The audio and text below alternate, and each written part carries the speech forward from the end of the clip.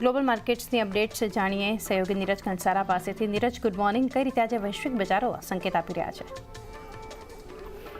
જી good morning ચાંદની। અને આજના દિવસે થોડા ઘણા આપણને પોઝિટિવ સંકેતો મળી રહ્યા છે। જો કે ગઈકાલે આપણને અમેરિકાના બજારોની અંદર જે કારોબાર જોવા મળ્યો થોડોક મિશ્ર કારોબાર હતો। જુઓ, ડાઉ જોન્સ લગભગ 5% જેટલો ઘટીને બંધ થયો, S&P 500માં એક ફ્લેટ ટુ નેગેટિવ ક્લોઝિંગ હતું, પરંતુ નાસ્ડેકની અંદર આપણને એક 5%ની ખાસ કરીને તેજી જોવા મળી। પરંતુ આજે તેજી છે, તેજીની અંદર ખાસ કરીને એનવીડિયાનો જે સહભાગ હતો એ સૌથી વધારે હતો।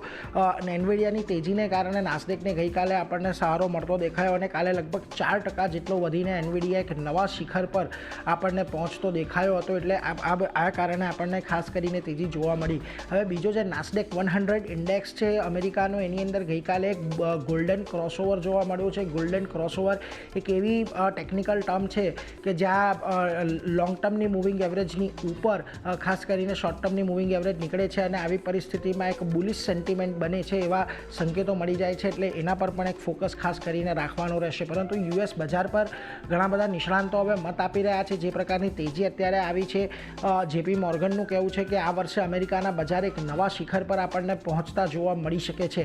જ્યારે બીજી તરફ ગોલ્ડમેન સેક્સ એવું કહી રહ્યું છે કે અત્યારે જે તેજી આવી છે મોટેભાગે શોર્ટ કવરિંગના કારણોસર આપણને આવતી જોવા મળી છે। એટલે આવનારા સમયમાં હવે અહીંયાથી થોડીક સાવધાની રાખવાની જરૂર છે। એટલા માટે ખાસ કરીને એના પર એક નજર બનાવેલી રહેશે। તો બીજી તરફ ખાસ કરીને પાઇપર સેન્ડલરનું કહેવું છે કે બીજા 6 માસિકનું જે ટેકનિકલ સેટઅપ છે અમેરિકન બજારનું એ ઘણું સારું અને મજબૂત છે। એટલે ત્યાંથી આપણને એક તેજીના સંકેતો મળી રહ્યા છે, એટલે એના પર એક ફોકસ રહેશે। બીજી તરફ જેરોમ પોવેલ જે ફેડરલ રિઝર્વના ચેરમેન છે, એમની આજે જુબાનીનો ગઈકાલે બીજો દિવસ હતો। અહીંયા એમણે ખાસ કરીને એવી વાત કરી છે કે હજુ પણ ટેરિફનું મોંઘવારી પરનું વિશ્લેષણ ચાલી રહ્યું છે। કેટલા ટેરિફથી કેટલી મોંઘવારી વધશે એ કેવું અત્યારની પરિસ્થિતિની અંદર થોડુંક અઘરું છે। જોકે તેમણે એવું પણ કહ્યું કે નિષ્ણાંતોનો વર્ષ અંત સુધીમાં મોંઘવારી વધવાનું એક અનુમાન છે અને ખાસ કરીને નિષ્ણાંતોના અંદાજને અહીંયાથી અવગણી શકાય એવો નથી। એટલા માટે તેઓ વ્યાજદર કાપ અત્યારે નથી લઈ રહ્યા એવું એમનું ખાસ કરીને નિવેદન સામે આવ્યું હતું। એટલે એના પર પણ એક ફોકસ રાખવાનું છે।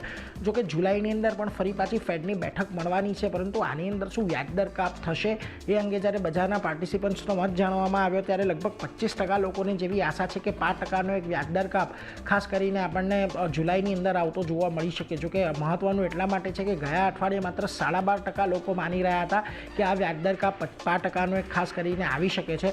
જોકે સપ્ટેમ્બરની અંદર એક વ્યાજદર કાપ આવે 5%નો એવું 90% લોકો માની રહ્યા છે। એટલે અહીંયાથી એક વાત તો સ્પષ્ટ છે કે જુલાઈની અંદર કદાચ આપણને વ્યાજદર કાપ આવતો જોવા નહીં મળે, પરંતુ સપ્ટેમ્બરની એક આશા ખાસ કરીને અર્થશાસ્ત્રીઓ માની રહ્યા છે। બીજી તરફ નાટોની અંદર ગઈકાલે ટ્રમ્પનું નિવેદન આવ્યું છે ઈરાનના મુદ્દાને લઈને। એમણે ફરી કહ્યું છે કે આવતા સપ્તાહે તેઓ ઈરાન સાથે અહીંયાથી ખાસ કરીને વાતચીત કરશે અને યુએસના હુમલાને કારણે ઈરાનને ઘણું નુકસાન થયું છે અને પરમાણુ સાઇટ સંપૂર્ણપણે નષ્ટ થઈ ગઈ છે એવું એમનું કહેવું છે। હમલાથી ઈરાન દાયકાઓ પાછળ જતું રહ્યું છે એવો પણ દાવો તેમણે કર્યો છે। અને ઈરાન પર હુમલો હિરોશીમા અને નાગાસાકી પર જે બીજા વિશ્વયુદ્ધ દરમિયાન થયો હતો એ પ્રકારનો આને હુમલો આપણે ગણવો જોઈએ એવું ખાસ કરીને ટ્રમ્પ કહી રહ્યા છે। એટલે એના પર એક નજર રાખીશું। જો કે આજના દિવસે તમને એશિયાના બજારોના જે સંકેતો મળી રહ્યા છે એ પણ થોડા ઘણા મિશ્રિત છે। અહીંયાથી કોઈ બહુ મોટા સારા સંકેતો નથી મળી રહ્યા। એક તરફ તમને નિક્કેઈની અંદર જુઓ સારી તેજી છે 1%ની, પરંતુ કોરિયાના બજારો એક જુઓ 2% જેટલા નીચે છે। તાઇવાનમાં એક મજબૂતી જોવા મળી રહી છે। બીજી તરફ હેંગસેંગ, શાંઘાઈ બંને જગ્યાએ તમને લાલ નિશાનમાં જ કારોબાર જોવા મળી રહ્યો છે અને સિંગાપોરની પણ શરૂઆત તમને થોડીક અત્યારે ધીમી થતી જોવા મળી છે।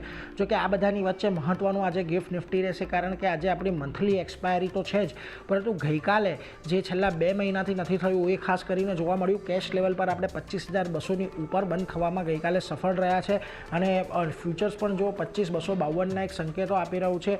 ગિફ્ટ નિફ્ટી 25,292ના સંકેત આપી રહ્યું છે। એટલે 41 પોઈન્ટનો ઉછાળો આવે એવી એક અપેક્ષા અહીંયાથી બનતી દેખાઈ રહી છે, પરંતુ આજે એક્સપાયરી છે એને લઈને ખાસ કરીને ધ્યાન રાખવાનું રહેશે। પરંતુ એક શરૂઆતી સંકેત જે મળી રહ્યા છે થોડી ઘણી તેજીના ચાંદની આપણને મળી રહ્યા છે। જી નીરજ, આભાર।